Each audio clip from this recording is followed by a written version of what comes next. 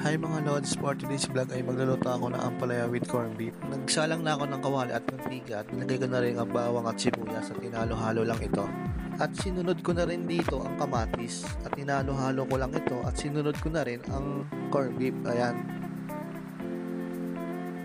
Halo-haluin lang natin ito mga Lods at sinunod ko na rin ang ampalaya. At halo-haluin lang natin ito at lagyan natin ng tubig para lumambot ang ampalaya.